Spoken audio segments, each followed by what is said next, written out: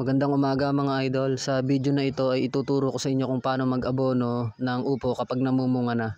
Yung ituturo kong pag-abono sa inyo mga idol, yung sarili kong version ng pag-abono. Ito pala yung abono mga idol, yung complete fertilizer, 1 kilo to. Ito yung tutunawin natin to mga idol.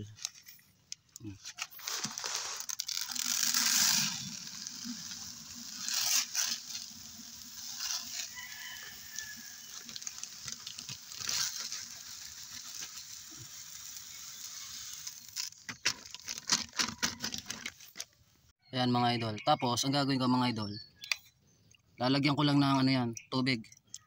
Isa, dalawa, tatlo, apat, lima,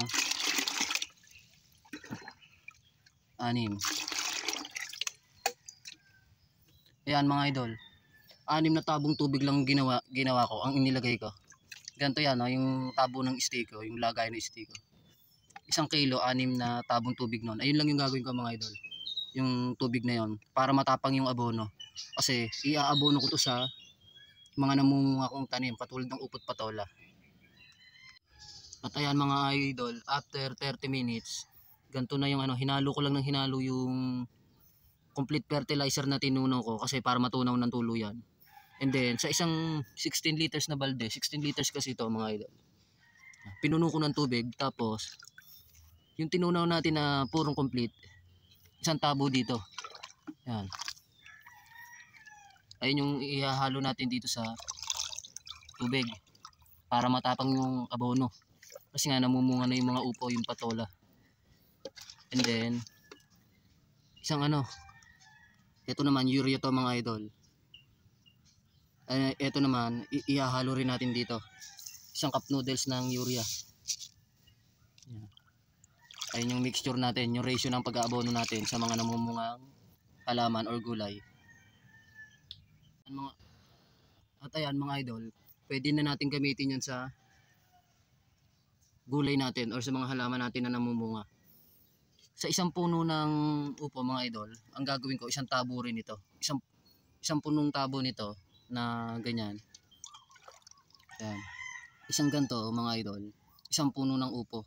Bawat puno ng upo, 1 ganto gagawin ko para mas matapang yung abono. Ayan mga idol, ito yung aabonuhan natin, yung mga tanim kong upo, tsaka yung mga kalabasa pa pala mga idol. Mga bulaklaki na rin yung kalabasa. Ito mga idol, simulan na natin. Ito yung sariling version ko ng pag-aabono ng mga namumungang halaman. Didilig lang natin yan dyan sa puno ng upo, palibot. Ayun yung way ko na kung paano mag-abono ng upo kapag namumunga na. Ayan mga idol, ito pa. Didilig lang natin palibot dun sa puno ng upo para ma-absorb nila yung kabuuan. Ito pala mga idol, mulching yan. Yung mga ginamas kong damo, inilibot ko yan dyan sa upo para hindi siya madirektahan ng init. Dadagdagan ko pa yan hanggang sa matabunan ng kabuuan ng lupa yung palibot ng upo. Nakakatulong kasi yan para ma-maintain yung soil moisture sa palibot ng upo, yung mulching. Ito pala mga idol, lumipat ako dito sa isang upo na to. Ayun yung upo mga idol, nakagapang yan dyan sa puno ng langka. May bunga na rin yan.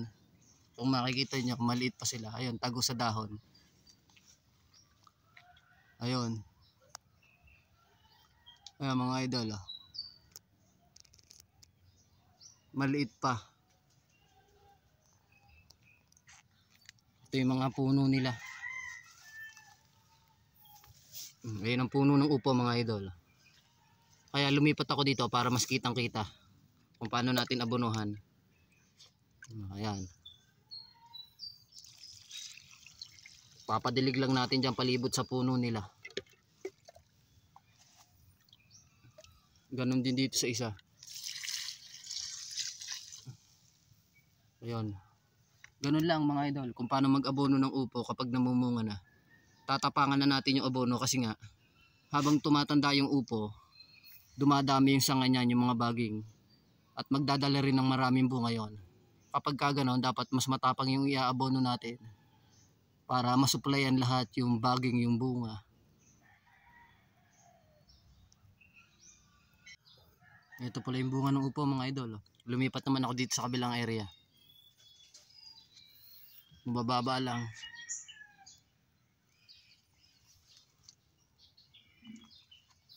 Yan mga idol. Ito yung puno ng upo yun. Yan. Palibot lang dyan. Ito yung puno ng upo. Palibot lang yung dilig mga idol. Ganun lang.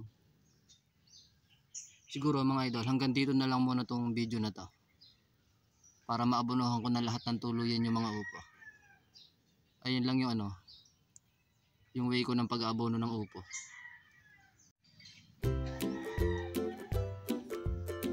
Bilis maglakihan ng mga bunga ng upo.